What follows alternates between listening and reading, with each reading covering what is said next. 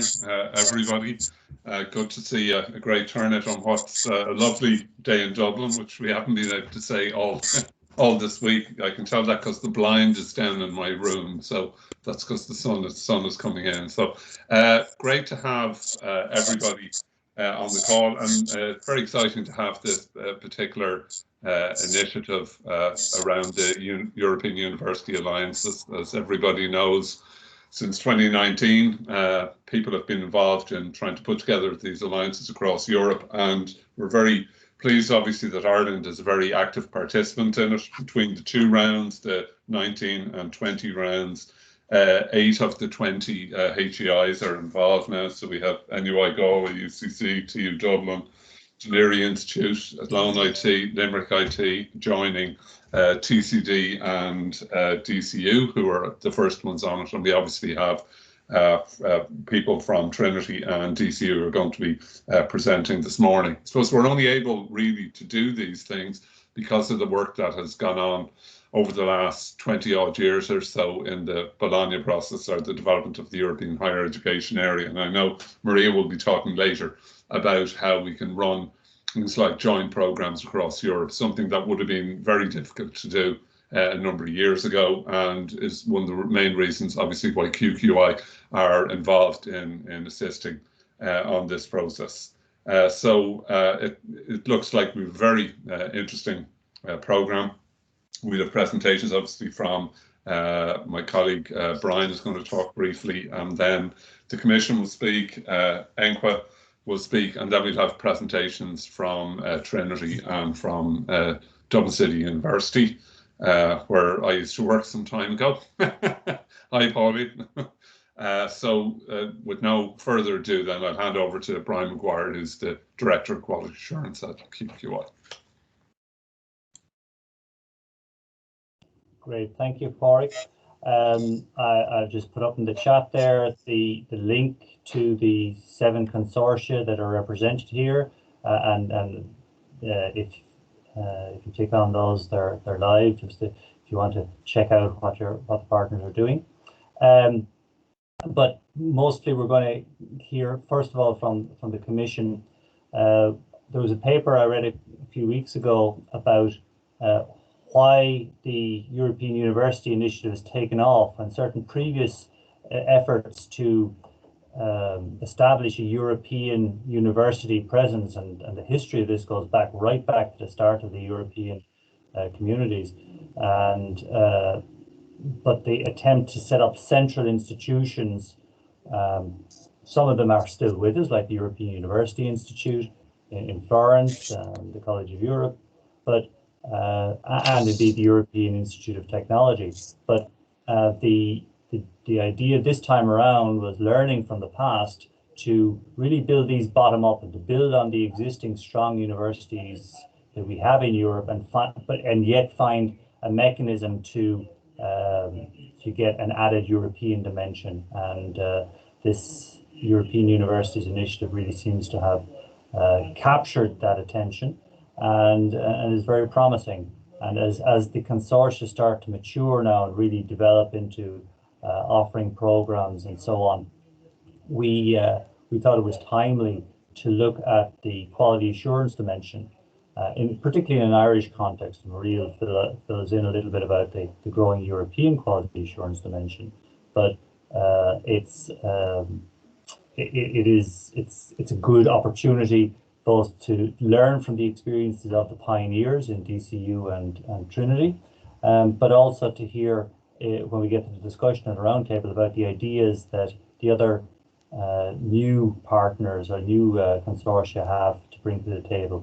Because one of the features of this has been, in order to make it innovative, not to lay down strict templates about how the partners are going to cooperate with each other, or how the activities of the consortia are going to be quality assured or whatever. So it's a genuinely exploratory, experimental and innovative process, and we want to see how we can innovate in the quality assurance of this initiative as well. So with that, I'll invite the program.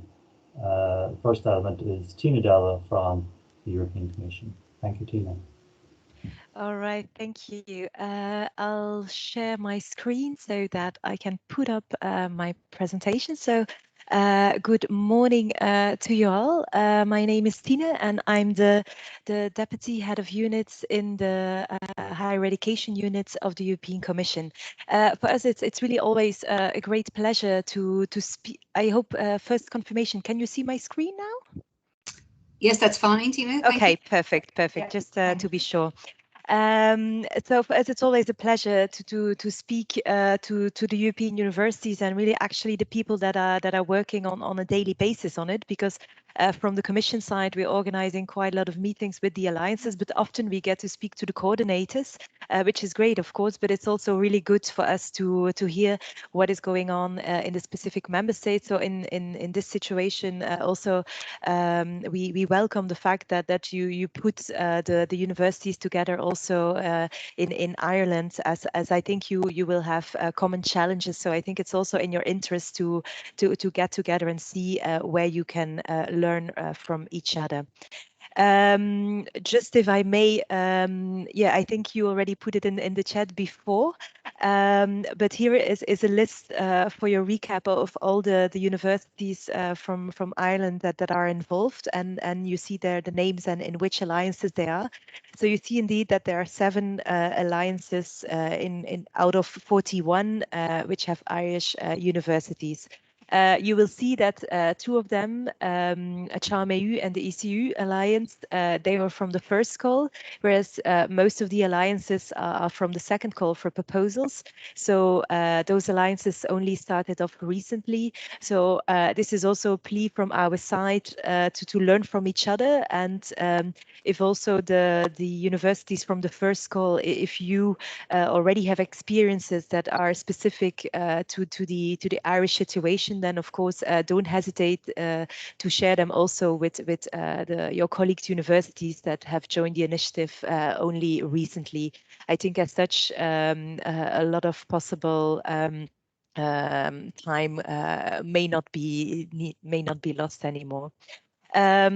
Just to give a short recap, we currently, after 2 rounds of call for proposals, we now have 41 European universities, which encompass more than 280 individual universities from all across Europe, not only from all European member states, but also from some Erasmus Plus program countries, such as Iceland, Norway, Serbia, and Turkey, and the United Kingdom as well. Currently, what is ongoing, I think you know better than me because you are implementing your vision. We are trying together with the executive agency to help you out where possible and to be up to date of your developments.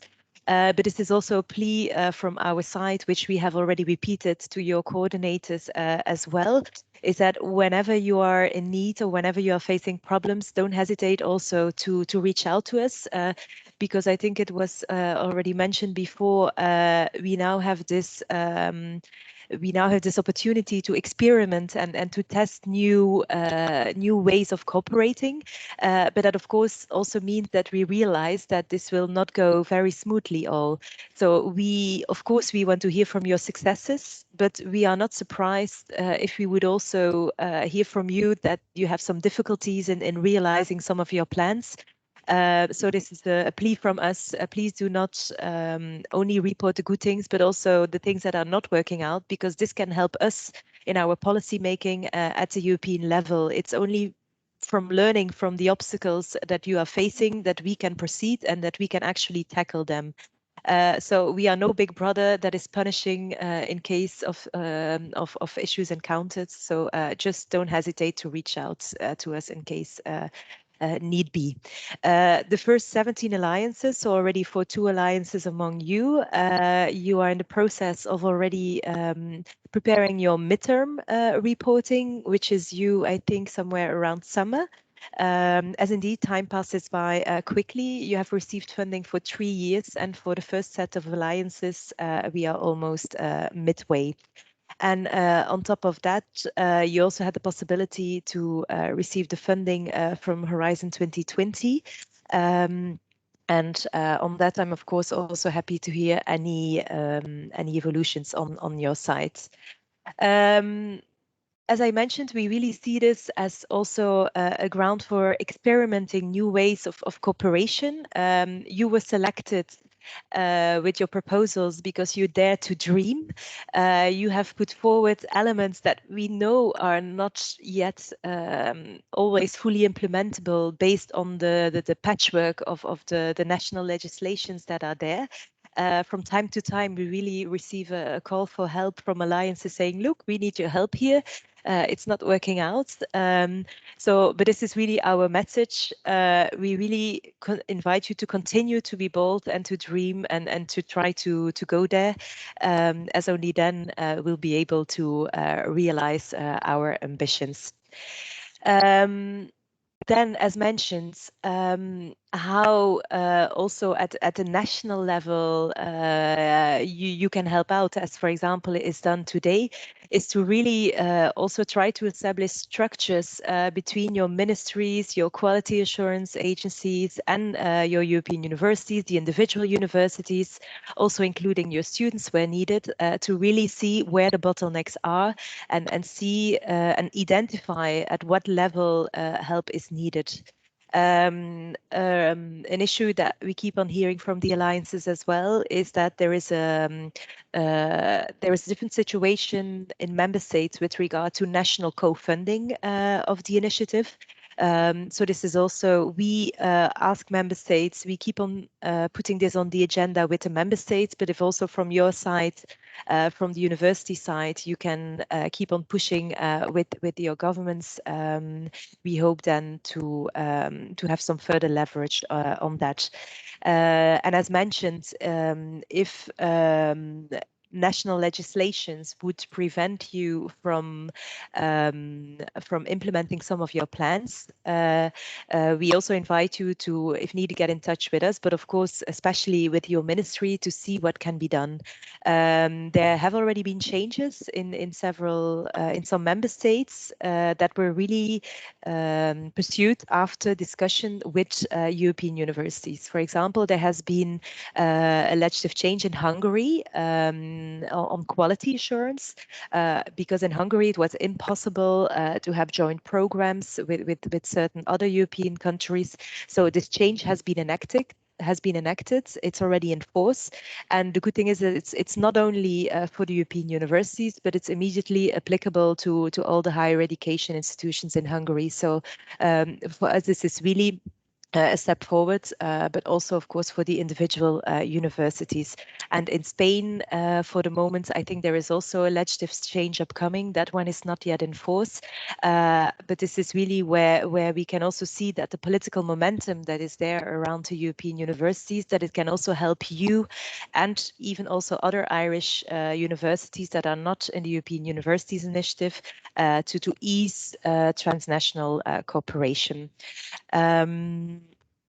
Then on the next steps for the European universities, this is a very popular question, especially from the European universities themselves, also in view of the funding period that is of a 3-year. So what is next? We are currently negotiating with the presidency, the Portuguese presidency, and the other member states in the council, specific council conclusions on the European Universities Initiatives. They are intended for adoption in May this year. And for the moment, we have seen already, because the discussions actually have just started. I think a first discussion with the member states took place last week or the week before. And we have seen a text that is actually, that keeps on the level of ambition of the European Universities Initiative with full support of the member states, and also full support for creating a further enabling policy environment from your side. Based on that, of course, we will continue the co-creation of the European universities with the member states and the stakeholders. Perhaps not all of you were aware, but when this initiative was first announced in 2018 by President Macron, and later on picked up by the European Council, the Commission has implemented this idea really bottom up. It has been co-created together with the sector. we have set up what we call a stakeholder group, where we actually sat together with a lot of representative stakeholder organizations throughout Europe. And for example, the text to which you have applied from the call for proposals, this was actually drafted together with them. It was not just me and some of my colleagues sitting together in a room. No, it was really the product of the consultations with the sector. And the same, we also have what we call an ad hoc expert group. This was really with the representatives of member states at the ministry level, and they were also very much involved in the drafting of what is the concept of a European university and all the eligibility criteria, etc.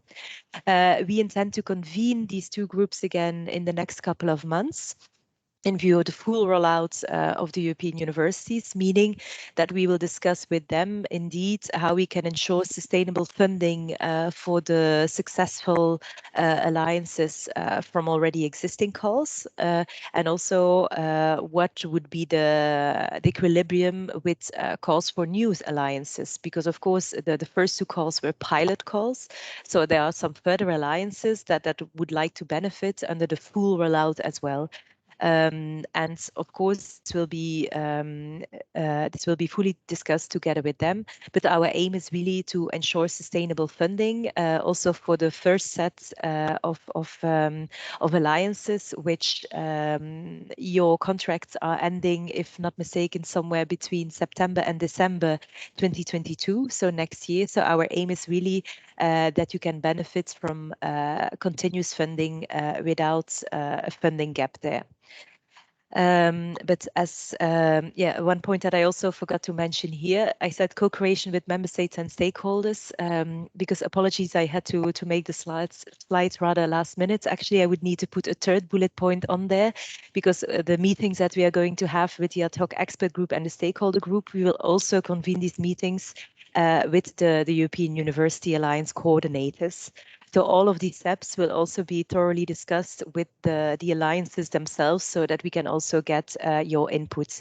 So this is also a plea from me to you to keep on being informed by your coordinators and to gather your views, so that your views are also passed on through them. And I will adapt the slides, of course, then on this third bullet. Then this was a little bit where we are for the European Universities Initiative. But then I would also like to give you a broader sketch of the policy framework on higher education.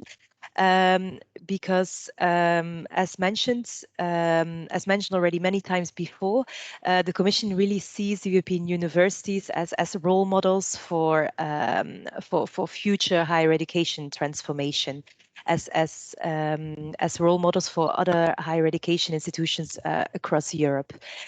You will see here on the slides a kind of a timeline, a list of the main initiatives that at the European level we have in mind for the 2-3 next years.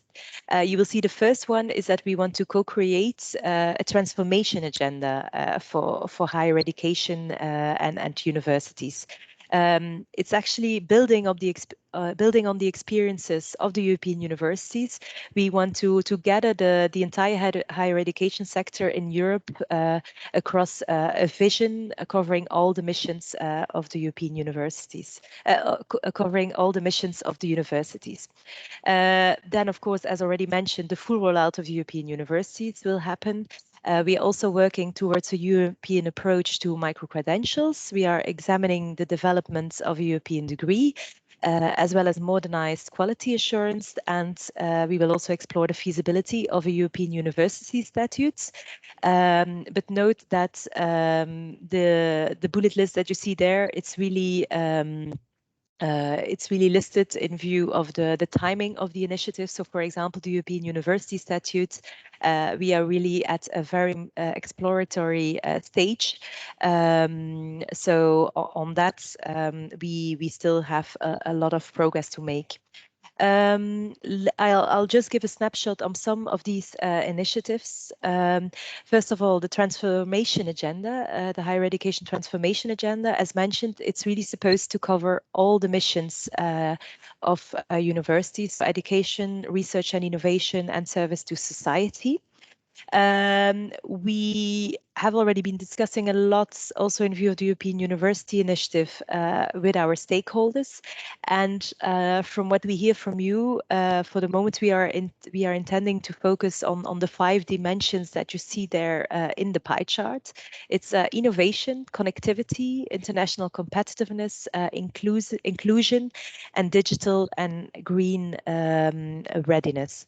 We will soon launch an open public consultation on this file, and we will have dedicated targeted consultation events with the sector. And the aim is really, it should be a vision of where we think higher education should be in the future. But really, the aim is to co-create it together with you, as we have done for the European Universities Initiative. And here you see again some of the pillars of our consultation process that we would like to undertake.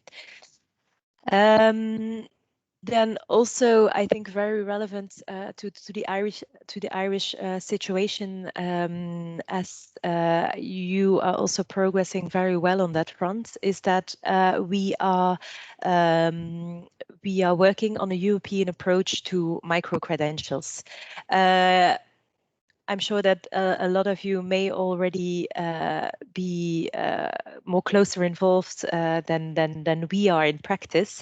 But why suddenly this need of acting on micro-credentials? This is a question that we often get.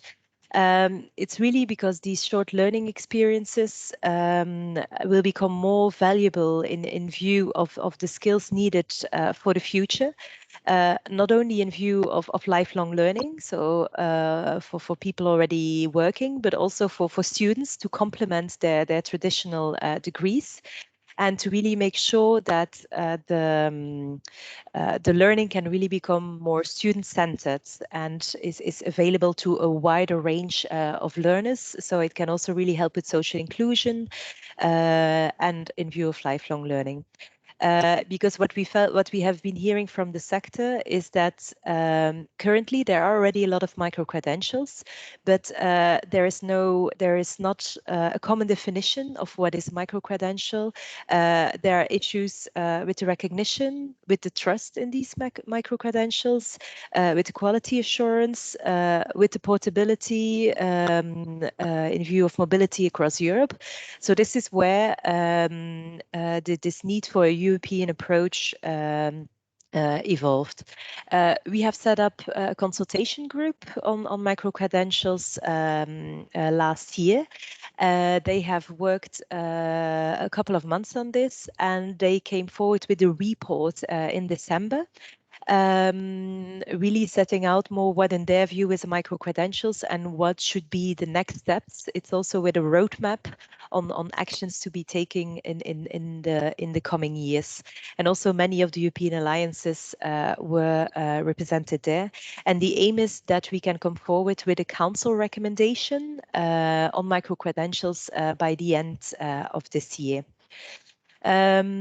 Another big initiative that may be of interest to you is our work on a possible European degree. We have consulted also intensively with the European universities already on this, because we already have quite a lot of tools available at the European level currently. We have joint degrees, we have multiple degrees, but nevertheless, based on your experiences and also from the wider education sector, we still see that there are many hurdles to set up such programs. And we are currently exploring in the form of a study what possibilities we could have to ease the creation of really a European degree, which after consultation with the alliances, we have proposed a vision It should really be a globally recognized degree that will be synonymous for innovative and transformative higher education from multiple institutions in multiple European countries. You will see here on the slide some elements that, in close cooperation with European universities, have been identified as key components of leading to a European degree. Concretely, we have now started a study, and the European universities will be closely involved in it. And the aim is really to see where we can go, and because the last thing we want to do is to get rid of the national degrees. This is a criticism that we get a lot. We are not intending to replace national degrees. It's really for a degree education that is transnational and that is innovative and transformative. And we want to ease it for you to put together such programs and to have a degree on that. We will keep you posted, and you will be involved in many of these discussions. It is an interesting project on which I'm sure that the last word has not been said. On the time frame, we are hoping to have some clear ideas that we could enter into a possible council recommendation on European universities by the end of 2022. So stay tuned because I'm sure your expertise will be needed dearly. Then lastly, we will also work on modernized quality assurance. And for that, some of you may be involved with the Unique project. It's a project funded by Erasmus+. And it's actually seeing how we could develop a European approach for comprehensive quality assurance of European universities. There is a pilot of 4 European university alliances in cooperation with some national quality assurance agencies. They are testing what could be done to have the quality assurance at the level of the European universities alliances. And you will see on this slide, I invite you, there is a webinar that is actually foreseen, I think it's 8 or 9 or 9 of 10 March, where they will present already the results of this project. So for us, this will also be a starting point for our future policy developments on modernized quality assurance that could aid also transnational cooperation between universities such as those under the European universities. So with that, I hope to have given you a snapshot of where we are at the European level. I specifically did not go too much in depth on quality assurance itself, because I thought that also ENQA would want to shed its light on that. But I'm happy to go more in depth later on, or to answer any of your questions that you may have already now. Thank you. Thank you very much, Tina. That's really comprehensive, and obviously there's lots of more initiatives and innovations on the horizon. That question of changing laws, you mentioned Hungary. I know that from my count, at least 3 of our institutions, 3 of our consortia, Charm, Run and Film, have Hungarian partners, so they may be interested in that. And I don't know if we have any legal objections or legal barriers, and it'd be interesting to hear here today, not least because there is a public consultation on at the moment about proposed changes to the Irish legislation on higher education out at the moment. So it would be really useful if anybody has encountered any legal barriers, but so far certainly none have surfaced. So as you said, let's move on then quickly to looking at Brian? yes. Jean here from Cork. Jean, Just yes. can I ask a question of Tina, please?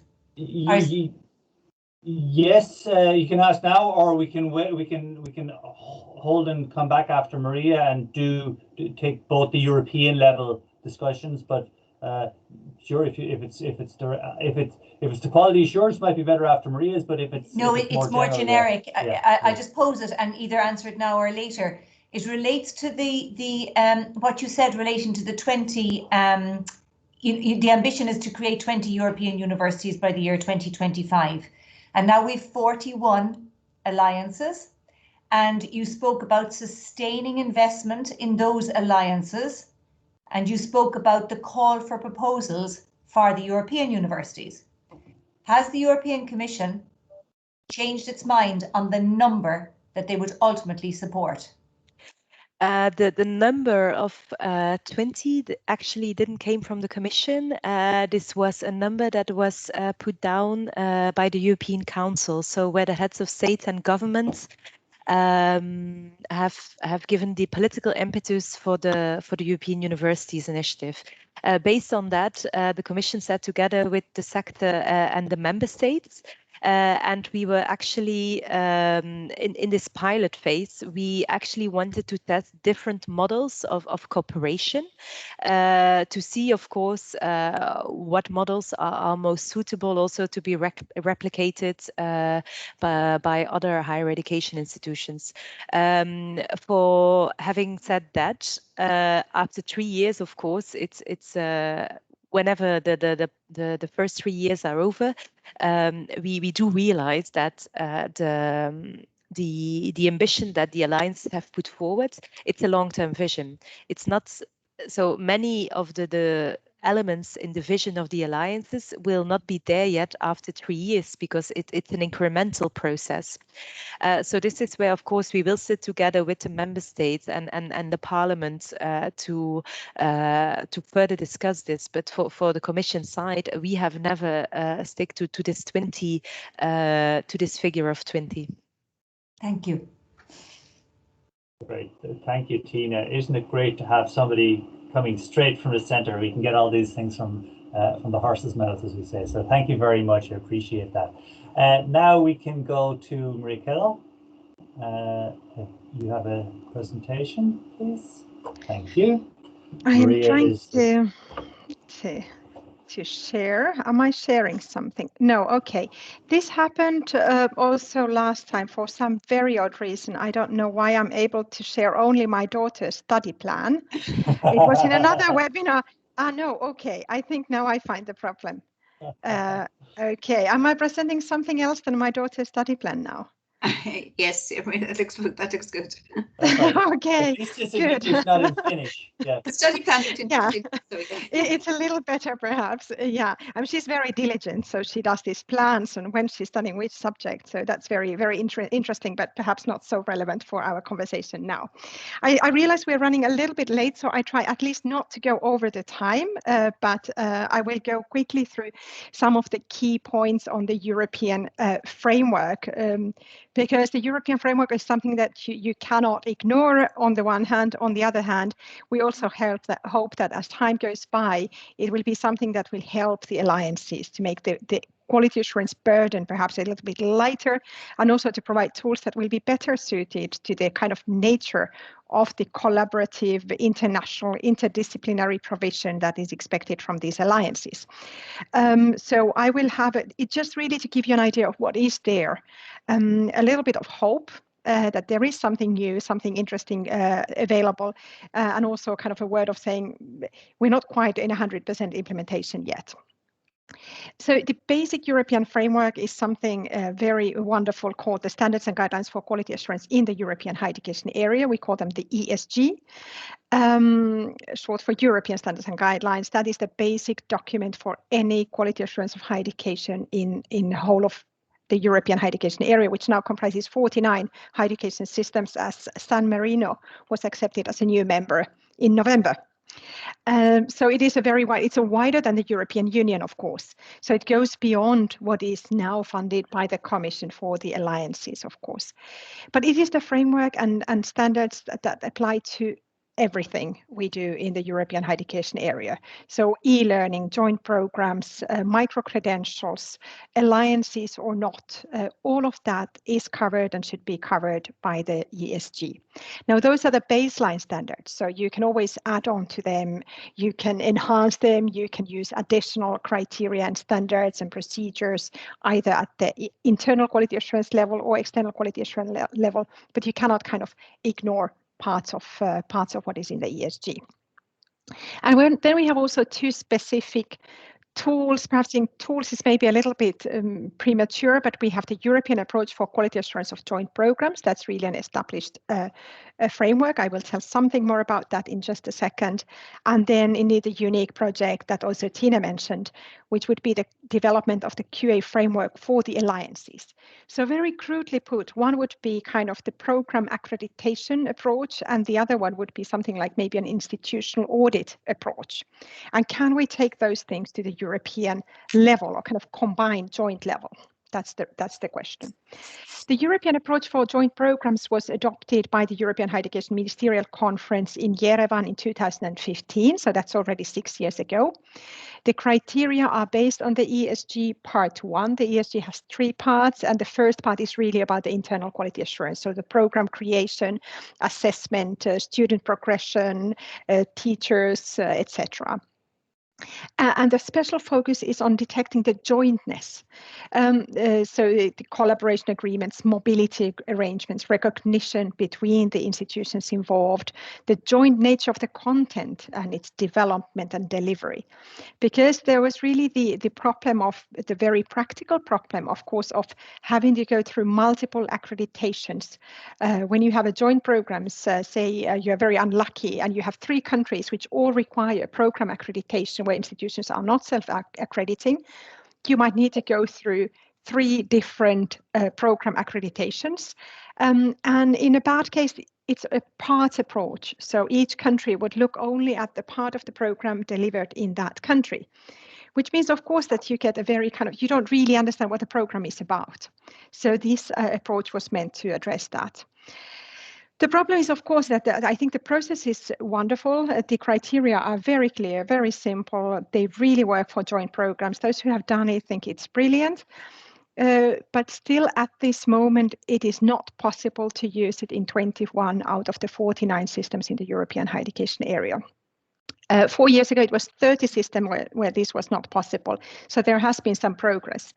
However, it is still a large part of Europe that is excluded. That, of course, when I say it's not possible to use it, it's not that anybody can prohibit an institution to use that, just that they cannot use that joint program accreditation instead of the national procedure. So, there's again doubling the procedures eventually.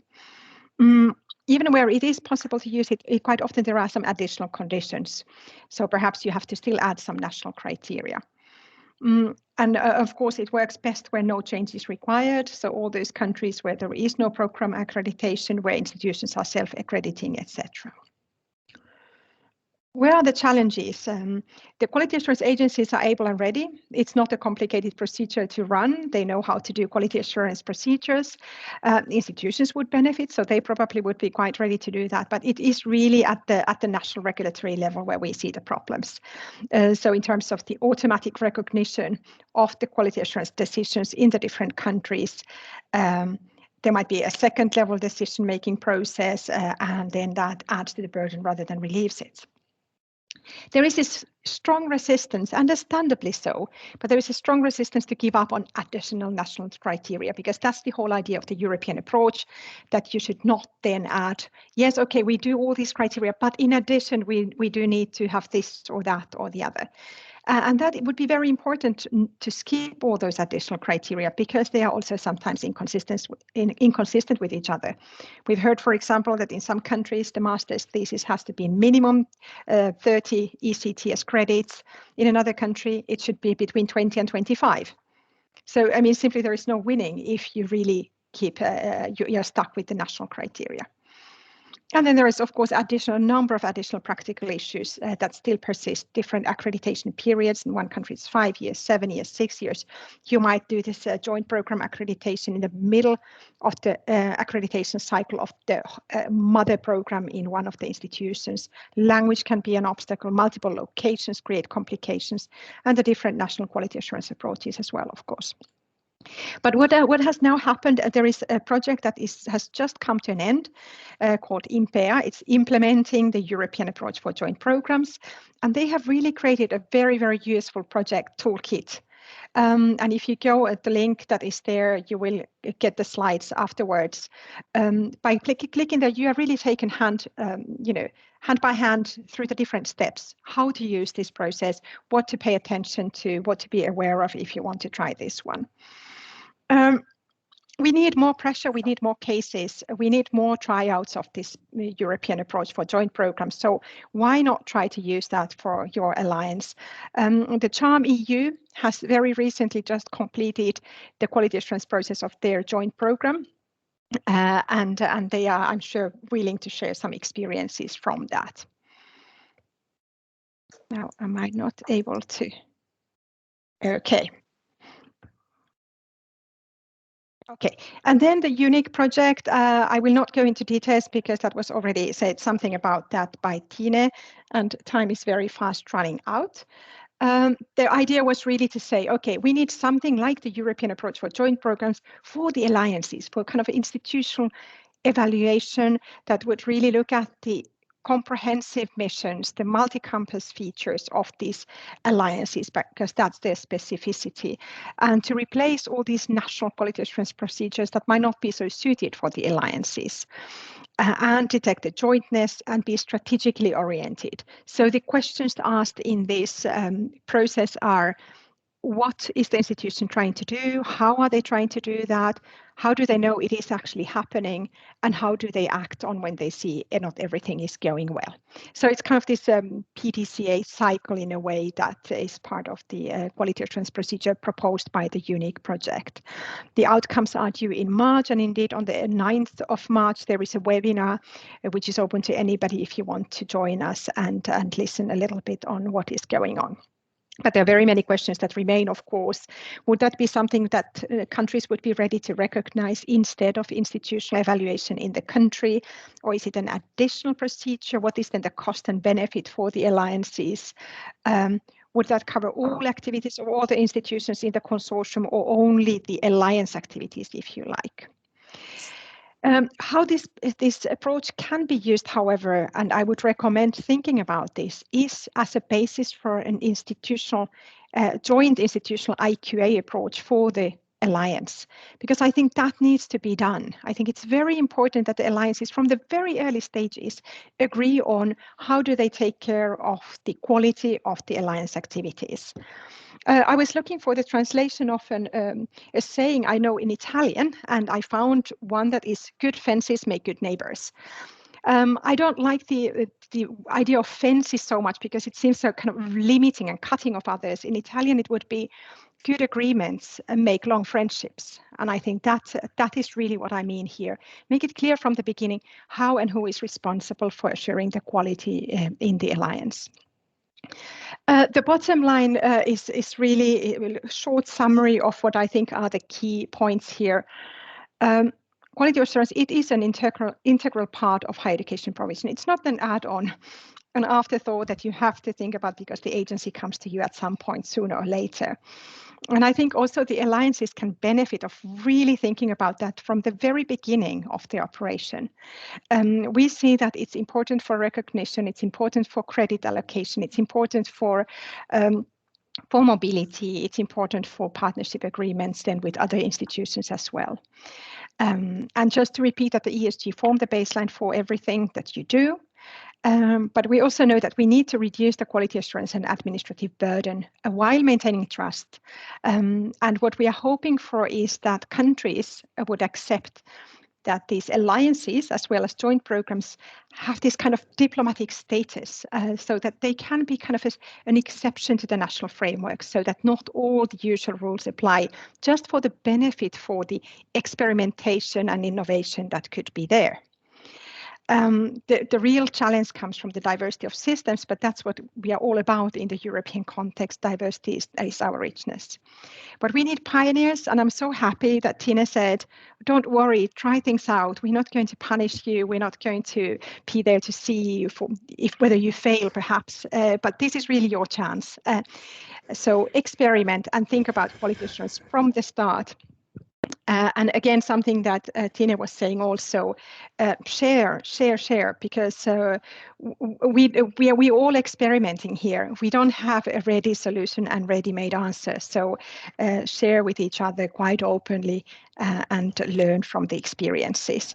I posted in the chat a link just as a final word to say, Tia Lokola from the European University Association, who deals with internal quality assurance a lot at the European level, and we wrote a little think piece on the European degree, because we really struggled to understand how it would look like really in practice, as wonderful as it sounds. So in case you want to have kind of another view on that, please feel free to have a look at the link that you have in the chat. Thanks very much. Thank you, Maria. That's great. And we will indeed hear after a little later about the Charm EU model. But at this stage, I want to see if there are any other questions arising. I know, Tina, did you see the question there from Nora Trench-Bowles in the chat about the Irish representation? Now, maybe you're not in a position to answer that, but if you are, it'd be great. Yeah, I can. That's the advantage of digital meetings. You can just look it up at your PC while the meeting is ongoing. So honestly, I for the ad hoc expert group, so where the member states are represented, I looked it up, and for Ireland, but it is Paul O'Brien that is a representative. But note that we are also going to ask member states to confirm the list. So perhaps there may be an update, but this is the latest name that we have so far. And then on the stakeholder group, actually there the members that are represented there are mostly of stakeholder organizations, representative stakeholder organizations. So it's not for each and every single member state. So yes, there may be some Irish people in, but they will be part of a European association. So in that sense, I cannot give you one specific name there, but the aim is really that specific Irish issues, that they would be Irish point of views that they would be tackled through the ad hoc expert group where the member states are represented. So in that sense, if you want to pass something on, it could indeed be good to get in touch with your ministry, possibly Paul O'Brien or his successor. Then the third question in the box, whether there is a third call expected. As I said, we will co-create this initiative with member states and the stakeholders. So this is a question that we will also pose to them. In the end, we will have to discuss this also formally with the member states, because all of this kind of funding comes, of course, via the EU funding programs, and for that we have specific legal governance tools. So we need to pass, for example, the Erasmus Plus program committee, in which we need to say what we want to do, what kind of calls. So the formal approval of member states will need to come there as well. And then later on, this work program gets adopted by the College of Commissioners. But at least from our side, and we as we always announce, the first to call as a pilot, and normally after a pilot there is also a full rollout, of course. So yes, we would like to propose to the stakeholders involved and member states to also have an additional call for new alliances. But as said, it's not fully in our hands. It's there to discuss with the stakeholders and member states. These were the questions that I saw in the chat. Thank you, Tina. That's great. Now we have another question. Elizabeth. Elizabeth, would you like to come on and introduce your question? Sure. Thank you very much, Brian. I'm just very interested to know if there's, I suppose, an available register or summary document which at a high level outlines the differing quality assurance arrangements across national systems within the EHEA, particularly with regard to provisions for self-accreditation versus the absence of same. So that would be most useful. Maria, would you like to take a stab at that?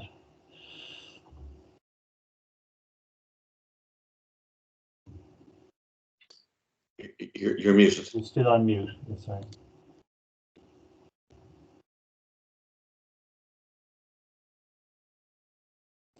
We're still not hearing you, Maria.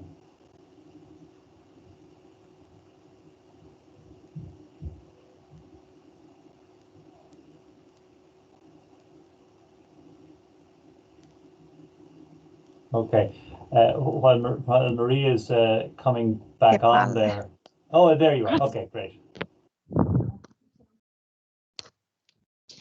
We don't have a picture, but we can hear you. Cazzo devo fare? Maria, did you hear that question?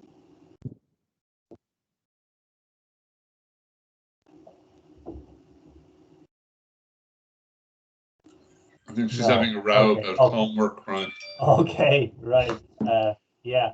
I don't, if I can just jump in there, I don't think there is a consolidated document that goes through all, other than the way the country reports explaining that, as far as I know, there isn't a simple consolidated document that looks at. I mean, if you just think of it for Ireland, it's complicated enough. I mean, all the institutions are self-accrediting, which have some that can't up to a certain level, and then you've private institutions that have to go through. So, to my knowledge, there isn't a single document, although it's a reasonable ask, Elizabeth, I would think. And also it changes over time. So the process is, even if you got a compendium, it would have to be pretty dynamic because, so for example, in Ireland, the Institutes of Technology moved from having delegated authority to having full awarding powers up to master's level just last year.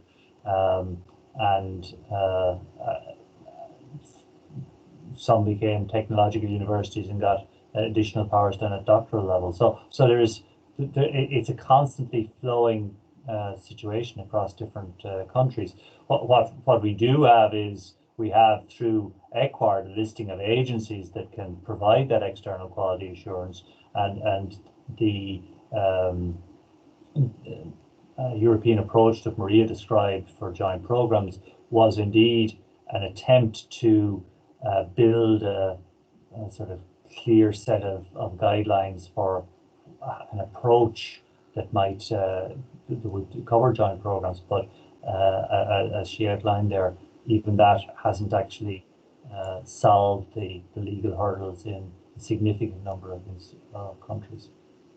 Brian, would the IMPEA, or maybe who wants to comment on that IMPEA toolbox or toolkit be beneficial in this regard? Yeah, I was at the launch webinar for that. I don't know if anyone else on the call was, but it did indeed give more sort of tools, more templates and so on to help address or implement the joint approach. But it didn't actually do what Elizabeth was asking for, was like, this is what you need for Hungary, this is what you need for Slovakia, this is what you need for Austria, which I guess is what you would hope to have.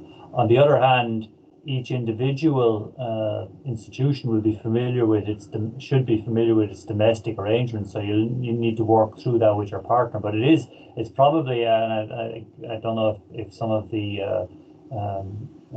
charm people might want to talk about this, but it was one of the things that came up pretty early on in discussions, as I understand it, in the inaugural round of consortia, was the trying to identify what were the sort of irremovable local requirements of their partner countries.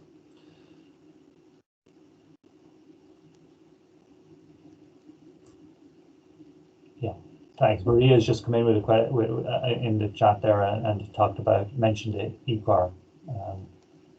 And what you can get, of course, in not just in EQUAR, but in the reviews of in the reviews you get the country information. Okay. So, thank you very much, Brian. Thanks. We are just coming up to 11 when we said we would take a break, but we'd also hoped to get our introduction to charm before that. I think it might be better to honor the break and then kick off with the presentations from Pádraig and Roisin from Trinity after at about, let's see, it's almost 11, so if we say 10 past 11. Thank you.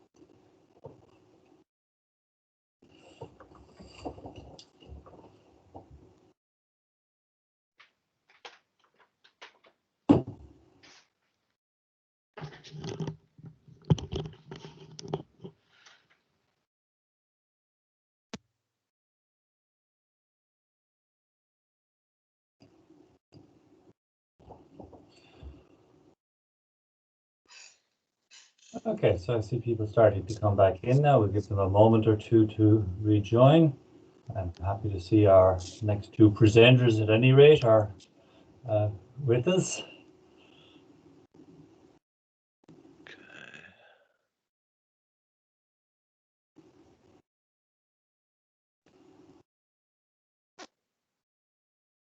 Thank you, Pádraig. No problem.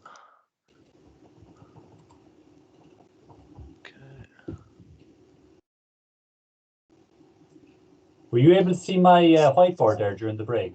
We were, yeah. Okay. Yeah.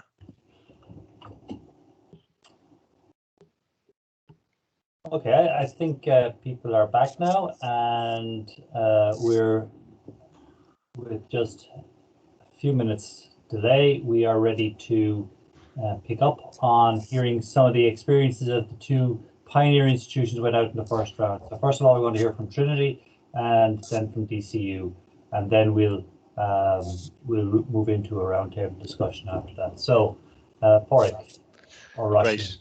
Great. No, I'll go first. Thanks very much. So I'm just going to give a kind of bird's eye view of the CHARM initiative, and then Roisin is going to talk about the quality assurance and approval dimensions.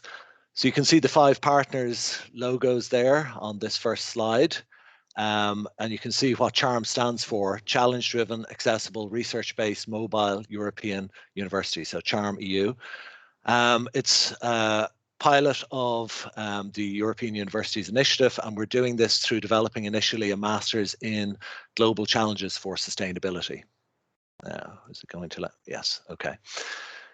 So you see it's an innovative university model focused on breaking down borders, addressing global challenges, but doing so in a way that's local, in close collaboration with non-academic partners, so civil society and private sector actors. And it's part of this agenda around the European educational area that was talked about earlier, so I don't need to rehearse that too much. You'll see some of the principles there on the right-hand side of the slide. So there's an inter-university campus with the ambition that we'll become a kind of virtual university through time. Student choice is fundamental. Mobility is also embedded in the program. Delivery of a joint and flexible curriculum. Transdisciplinarity is a core kind of value or principle.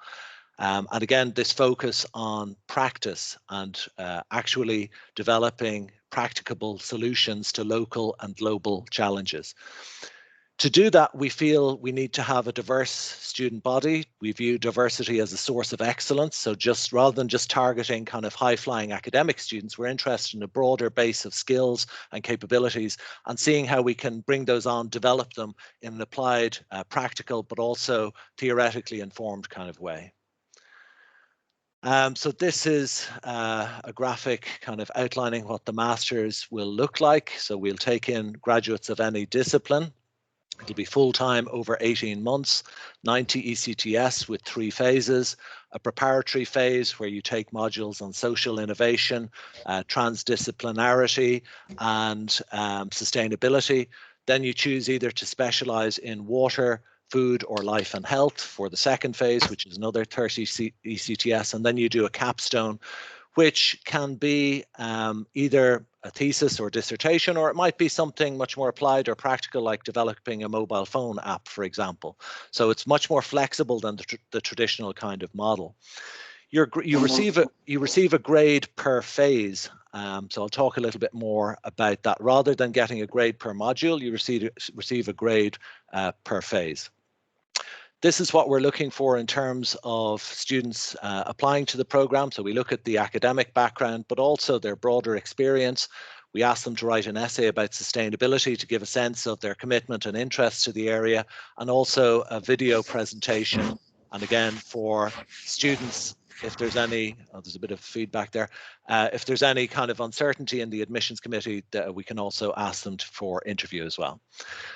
We also balance by geography, so we have an algorithm to ensure that we aren't getting, you know, only Northern European students. So we do give 10 percentage points within the overall algorithm to geography and disciplines to ensure this mix of students and to ensure transdisciplinarity and diversity in the student cohort, which will enrich the student educational experience in addition to being a source of excellence, we think, in its own right. You'll see some of the assessment principles, which is one of the most innovative aspects of the program, I think. So focused on outcomes, student-centered. So rather than just kind of entering the sausage machine, getting your grades and coming out at the other end, we have a different approach where each student is assigned a mentor. We're really interested in students developing their capabilities, and the mentor monitors that with the student. You can remediate if you're not so good at presentations or writing or analytical thinking. The mentor will identify that with the student, and then you can remediate, do additional exercises to get yourself up to the level of graduate attributes that we want you to have and achieve the program and module learning outcomes. So it's a different kind of approach, and this is you'll see some of the other principles there. I've mentioned some of them, but one of the other innovative aspects is this longitudinal programmatic assessment. So it's not based on passing or failing as much as achieving the program learning outcomes and the module learning outcomes. So all assessment is low stakes. Feedback is provided. You can improve your outcomes. And then there are medium decision points, medium stakes decision points with your mentor, and then higher level decision points where the academic board or the examinations committee looks at that. Students will have an e-portfolio, which they'll be able to share with employers. And this is, again, to give employers a sense of the process, but also the students' development, and really drill down into the development of their capabilities through time and show them, rather than just giving them a kind of grade on a sheet of paper, what the students have actually done, how well they've done it, how they've improved through time, and how they've developed during the course of the process. Okay. Roisin will talk more about the approvals, but you see there's been a kind of extensive approvals process because Trinity can self-accredit its degrees, whereas the other universities have to get accreditation for their degrees through their ministries. Trinity was the academic lead for the program, and then as it went through our process, the other ministries agreed to accept Trinity's approval process and accredit it. So this speeded the process up very substantially. So you can see the different levels there, but Roisin will talk more about this. In terms of some of the challenges, we've discussed some of these earlier in the conversation, legal issues. And again, I would kind of echo what was said about mapping requirements in advance and making sure that all partners are clear on exactly what the legal requirements are. Legislation has been changed in Hungary and France in order to allow the alliance to progress. There are other legal changes taking place in other countries. So it is something which is possible, and this is part of the process. It's not that, you know, everything has to be on the universities to do this. We also have to change our systems within Europe to ensure that we can enable this type of transdisciplinary and transnational collaboration. Language issues, communication and intercultural issues. I mean, we have very different ways of doing things. This becomes apparent through the process, and sometimes you think something is agreed, but you find out afterwards that other people have had a different interpretation of it because that's what they do in their own country. So I think getting agreements in writing and getting everybody to sign off just to have that kind of quality assurance backup or backstop to what's agreed, I think would be important as well. It's very time intensive, as those of you who have started out on this journey know, but I think it's important to leave time for planning as well. So this is one of the things we've learned now. We were meeting twice a week, every week, you know, on Zoom or on Teams. We've now cut that back to about once a week, and that gives us a bit more breathing space. And also having a meeting of different groups every 2 weeks means you can have agendas, and the kind of urgency of the now doesn't overwhelm the strategic objectives of the project if you allow that kind of breathing space and time for a bit more kind of structured planning. So thank you very much. I will leave it there. Thank you, Pádraig. Roisin, are you going to come in now? Yes, I am. Can you see my screen? Yes, you're on. Thank you. Lovely. So, okay. Well, so the quality assurance objectives, and I'm so pleased with the presentations that have gone before because they sort of foreshadow some of the solutions. For us, our objectives were to have an established EU quality and qualifications register. So that's the European degree side, that provides the legislative framework to enable Charm EU to be recognised as a qualifications awarding body at a European level. Then the quality assurance part then is to demonstrate a cross-alliance approach to internal quality assurance using integrated quality assurance procedures and agreed quality indicators that facilitate internal and external reporting on the quality of the Charm EU activities. Any of those of you who've looked at the European approach to to quality assurance of joint programs, there is, as Maria Kilo said, a real focus on jointness, so integration. And then, of course, the student experience to ensure the quality of the Charm EU student experience through the delivery of a student-centred, challenge-based, transdisciplinary, mobile education experience. Because obviously, you know, so they're the three objectives from the Charm EU quality and accreditation subgroup, which I'm the lead for. So the next then, the starting point, and some of this, sorry, has already been mooted, but for those of you who are at the early stages, you know, the Irish University Partner will be the only designated awarding body in the Alliance, more than likely, and it may be the only partner accredited at the institutional level rather than at the program level. So as you're aware, a lot of our European partners, they get their programs accredited. In some places there's a shared model, and there's definitely a move towards an institutional level accreditation. The European partners may be reliant on either their quality agency and or their ministry to receive initial approval to commence a program. So they might actually have to get the concept of the program approved before they actually go into the design phase, and to list the program on the National Qualifications Framework. In some countries, until the program is listed on the ministry website, that's how students apply. So that's sort of the end deal. Students can't apply till it's actually listed on the ministry website.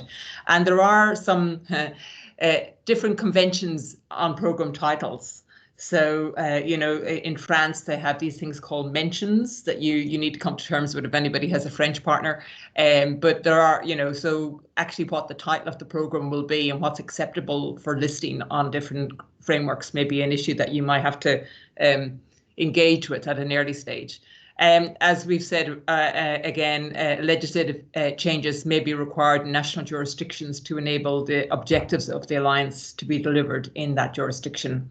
And again, as per Maria Kilo's presentation, what unifies us is the European framework documents. So the ESG, ECTS handbook, the European approach to joint programs, and the fact that all of our quality agencies are ENQA registered agencies. So don't lose sight of that, because all of those things perform a common platform. So obstacles along the way. And I'm sure we can have more around this in the roundtable. But quality is structured in different ways in different partner universities. So at the institution level, or for those universities where it's the program accreditation, it could be at a lower level, at the faculty level. Therefore, getting the correct level quality representative can be problematic, and confidence in English to participate in working groups cannot be taken for granted. Okay, so that's just something for those of you who are starting, is getting the right people. When I say I want somebody who understands ESG 1.9, I want them to know automatically what 1.9 is, you know, but so you may not be speaking with, you may not have on your working group people who have that framework of the ESG. Again, this is what Tina said in her presentation. So qualifications are a national, not a European responsibility. Therefore, there is no sort of supra arrangement that would facilitate the European university alliances. So that is, again, the European degree, so that we can actually go above the national legislation or national regulatory systems. The European Approach to Quality Assurance of Joint Programmes is the only available instrument at this point in time. I'm not certain whether the number of 11 programmes is still accurate, but that's what I was told, that only 11 programmes have been approved through the European approach since its approval. So that points to the difficulty faced by reconciling national legislative regulations. Again, as Pádraig said, time. It takes an awful long time for the initial, just to get established, okay? Get all the right people, establish your project management teams, etc. But then the time, for those of you who are doing programs, you're up against a time where you have to deliver the program within your funding period. Okay, so you need to literally start from the back and work backwards. So the initial approval process, the quality agency process, the external panel process, the recognition, and then you're up. All of those have to be complete before you can start recruitment. Then you got to commence your program, finish your program, and then you're going to the project end.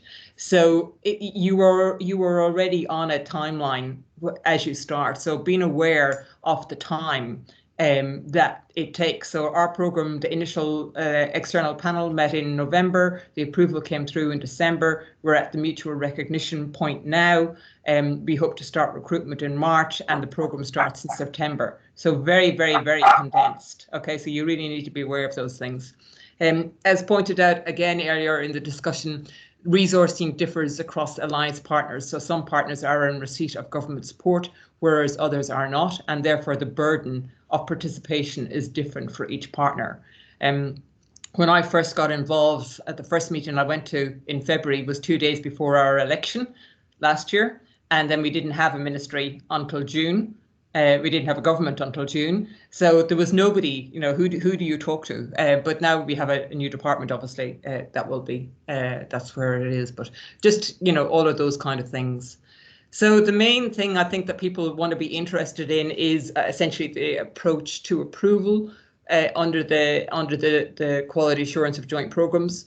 So essentially, this document requires you obviously to have a consortium agreement, which basically sets out the responsibilities, and that needs to be pre-approved, I would suggest. So before you start to get your before you go through your program approval process, all of this background documents need to be approved. So it's about getting all the papers that you need so that your program could go through the approval process. So we had 5 universities working on the program. As Pádraig said, Trinity became the academic lead. So the formal approval process was through the Trinity Academic Council.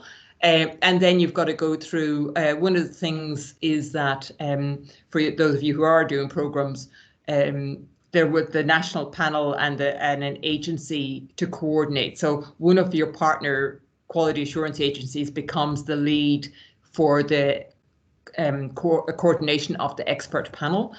So again, that's another thing you need to know in advance, which of your quality agencies can do that, and also how long will it take them to do that. So we had different time lengths from 2 months, which is the time length that we went to because of our timing, and another agency told us it would take 9 months.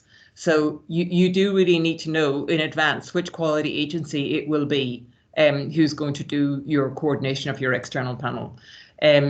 Obviously, then you're reliant on an evaluation report, and then then you have to go through the Trinity approval process.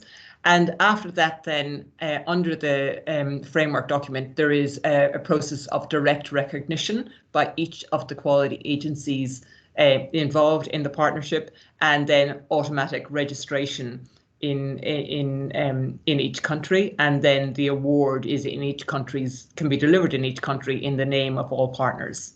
So that's technically how it works in terms of drawing it out. So from a Trinity perspective, this obviously differed from our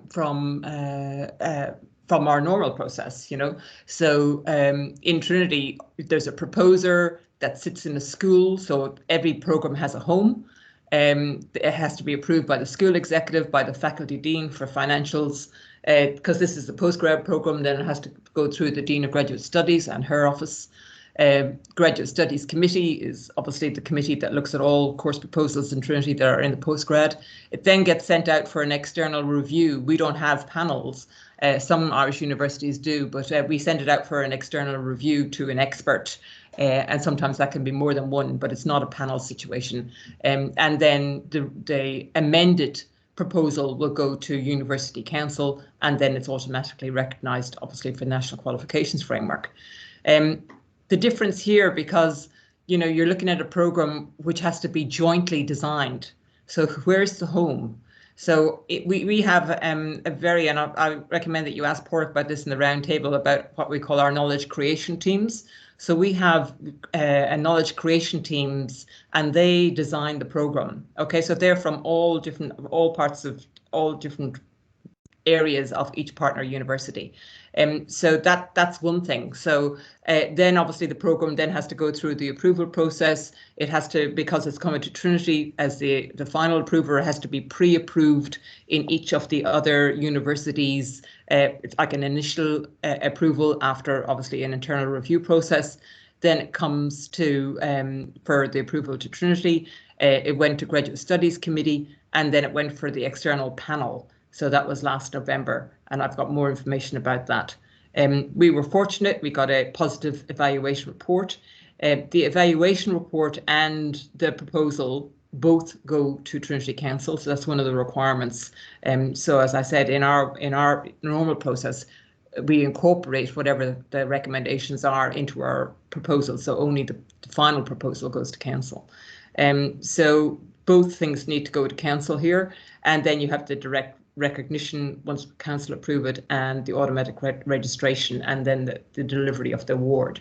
So that's sort of a little bit of the difference. And there are some things, because obviously, you have budgets, you have cost centres. This program needs a home in your university as well. So, in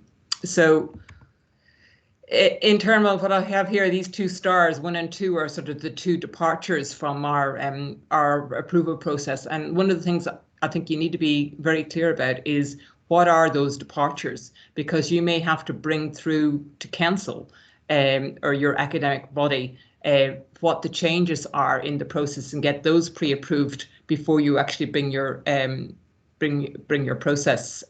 proposal through. So ordinarily in Ireland, the universities nominate their own, who's going to be on a panel or who's going to review their programmes. In other countries, it's the quality agency who does that.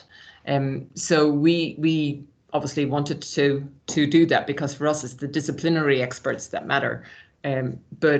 So essentially what we did is that each partner proposed the nominees and checked their availability. The National Quality Agency in the other jurisdictions then confirmed the selection of their university.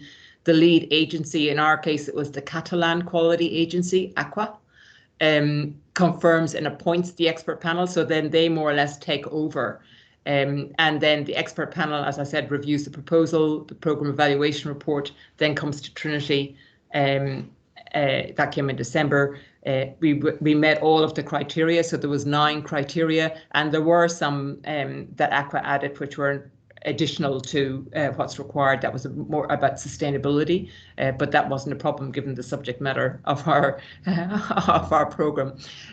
So essentially then, so we had feedback. We had a period of time for feedback, and we chose to accept and incorporate some of those changes. So there was no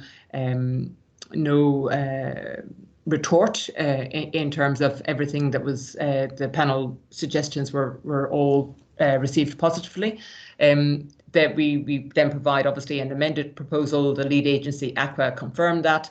They send us the evaluation report, and that evaluation report goes to Council in addition to the final proposal. And then obviously that proposal then triggers the national recognition processes. So the composition of the panel were that we had 3 academic experts in water, food, and life and health, because obviously you need to know that the particular disciplinary pedagogy is sound. We had one professional representing an industry or an NGO sector, and that was actually the person that Trinity nominated. We had one transdisciplinary expert. So our Dutch partner, Utrecht, was really strong on the fact that they wanted a transdisciplinary expert. So we had one transdisciplinary expert.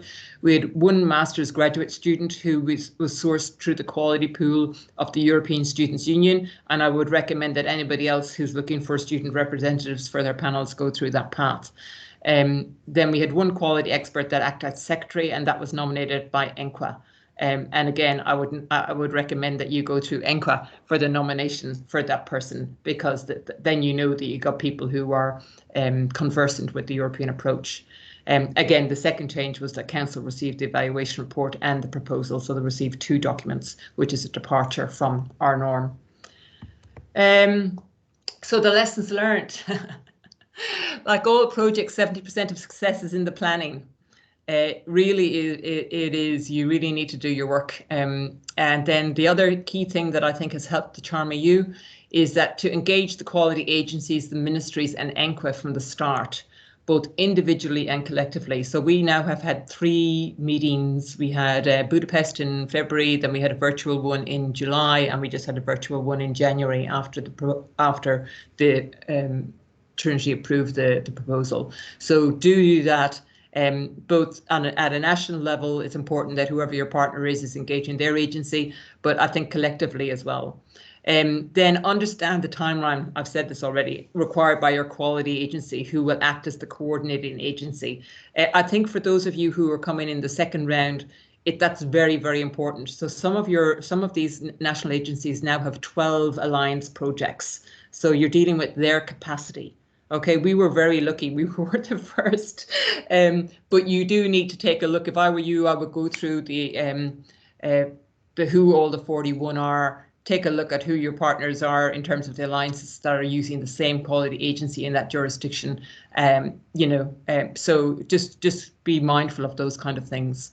For the people who are going through the external panel process, if you're the lead of your quality subgroup, then there's more pressure on you to get policies and procedures designed and ready. So we had to push ourselves to actually, create a policy on our quality policy statement, an appeals policy, and a complaints policy, and a new program design and approval policy. So we had to do all of that in advance of last November's panel. So there are certain peaks and troughs are different for each of your work streams, and for the quality work stream, you work faster than some of the other work streams.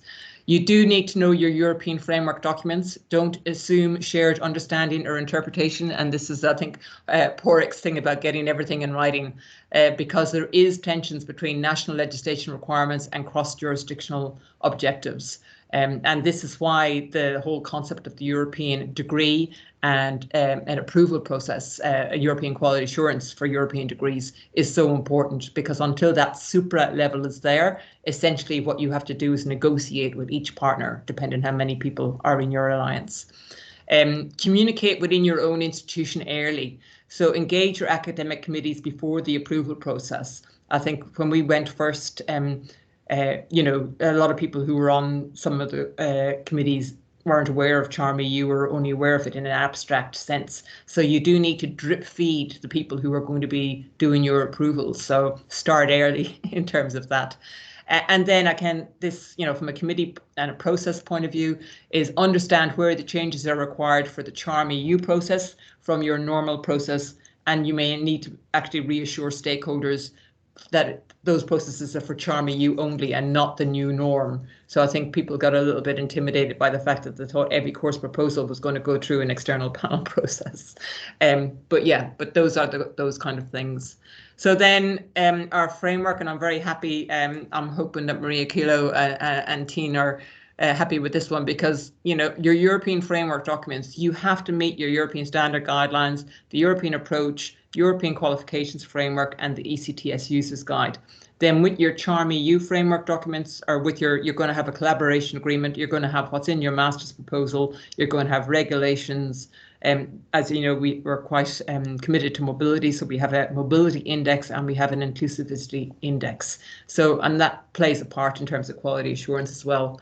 We're still developing our policies, procedures and processes, but these are the ones that I've named already in terms of what you need to have in hand for your external panel. And then obviously, you know, all quality exists within the organisation. So we have a Charm EU organisation. We have people, which include students, our KCTs, which I encourage you to ask Pádraig about, the mentors, which play a part, obviously professional staff, the project management team and stakeholders. And then we have systems. So we're going to have probably 100 or so students, which will have like 20 students in each jurisdiction. So some of them will never come to Ireland. So you need a common system. If you're going to deliver your surveys, they have to be through, no matter where the student is, the student has to receive the survey. So whether that's through your VLE or your e-portfolio, the student information system, staffing information system, finance information system. So they're all the systems that are important to delivery of your quality. And then this here is just what I'm calling our Charm EU quality life cycle. It's not essentially, I need to go and take a look at those toolkits to make sure how aligned I am. But obviously you have a program life cycle. So part of the European approach is this collaborative design. Okay, so from a quality perspective, you do need to make sure that it is being designed collaboratively by all partners. Then you got the joint approval and recognition process, which is where we are now. The academic regulations, policies and procedures, we have some of those and we're going to have more. Marketing, recruitment and information provision. Don't forget there are some ESG standards about public information, etc. like that. So it is important, because you're going to be in 5 different countries, to make sure that the students who are in those 5 different countries are all getting the same information.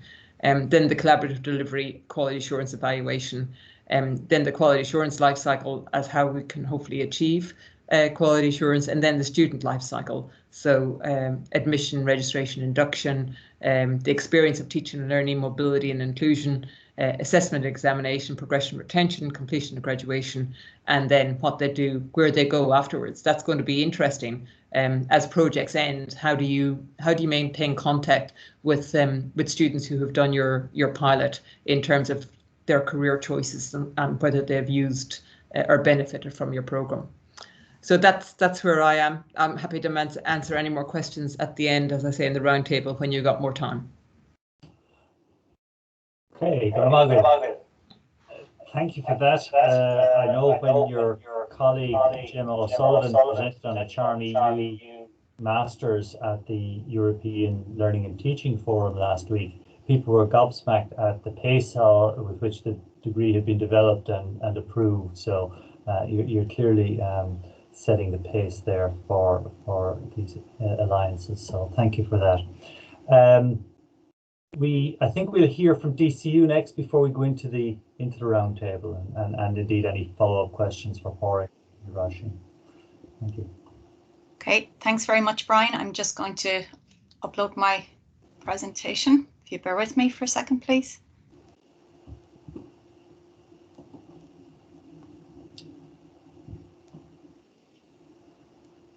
Okay, thank you, Pauline. Okay, can you see my presentation? You can? Not yet. Okay, excuse me. Sorry about this. Bear with me for a second. People can be thinking through their questions for Roisin. They can indeed. And indeed, it's helpful to put them into the chat so we can get thinking. Okay, here we go. Yes, we see you now. Thank you very much. Sorry about that now.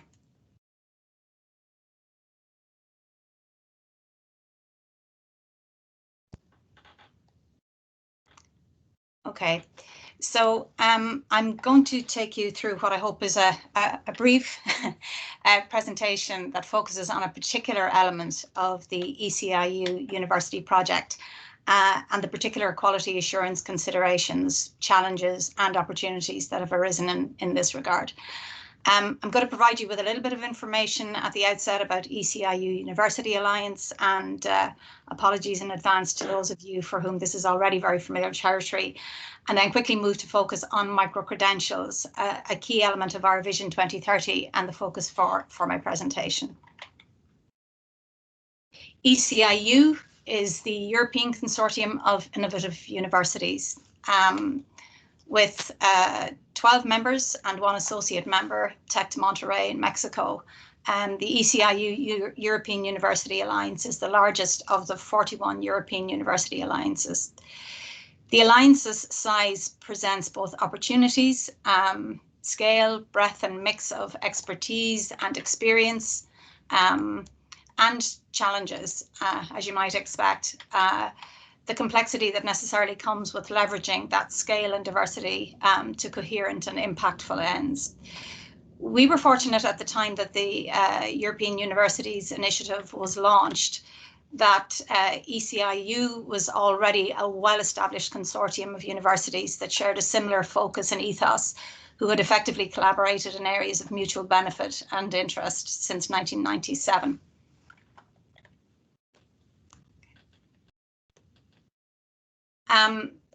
Perhaps because of that, we had an established platform upon which to build our vision for our combined future beyond the initial EUI funding period.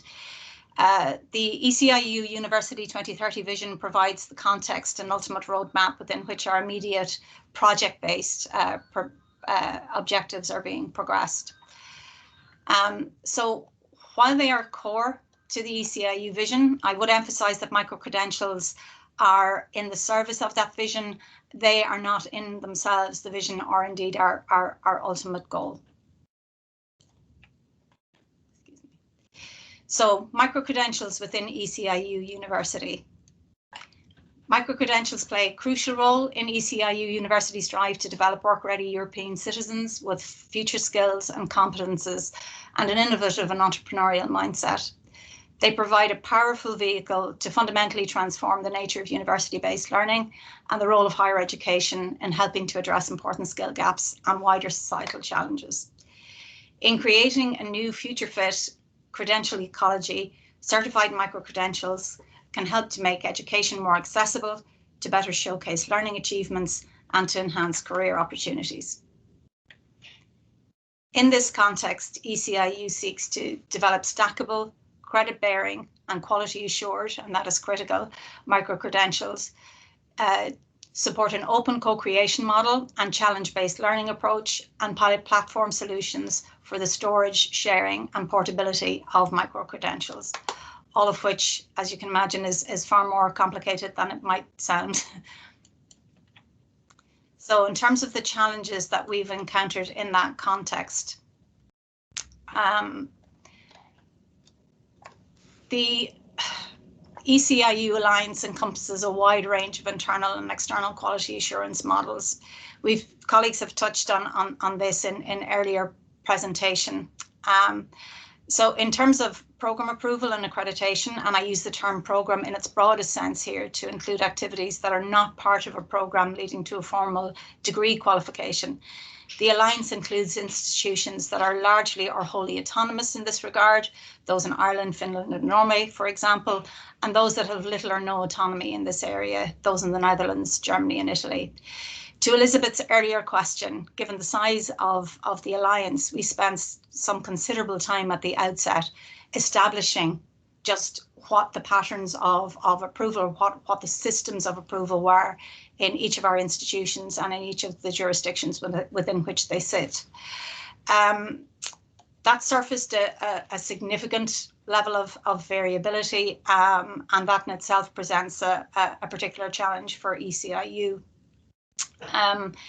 In turn then, ECIU's focus on micro-credential presents us with perhaps a common collective challenge, and one that's not unique to the ECIU Alliance, and one that is currently being grappled with at national and European levels.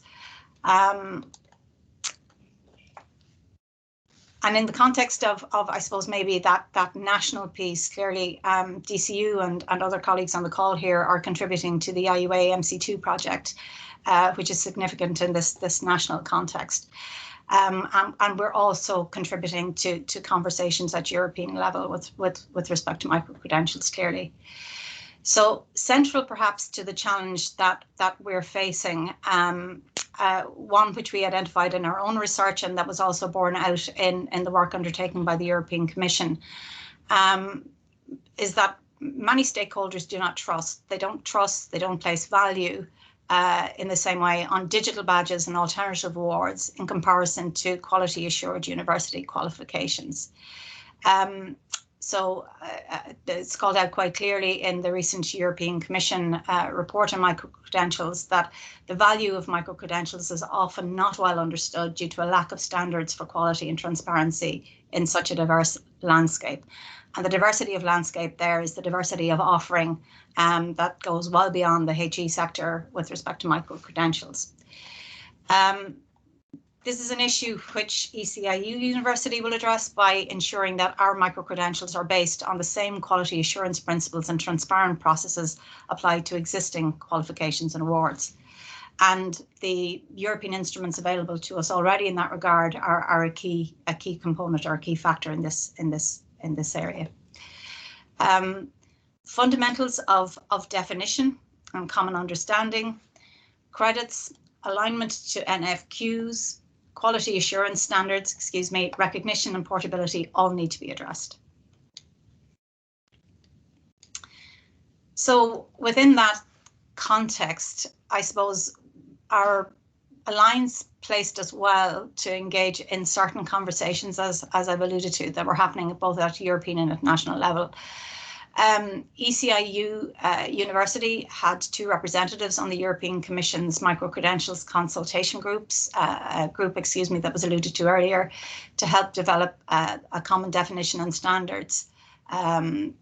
So that final report, A European Approach to Micro-Credentials, was launched in December 2020. Both Professor Mark Brown from DCU and Professor Arthur Silva from Aveiro represented ECIU on that consultation group. The ECIU white paper on microcredential, which was subsequently launched in January, draws considerably, I would say, on the content of that EC report.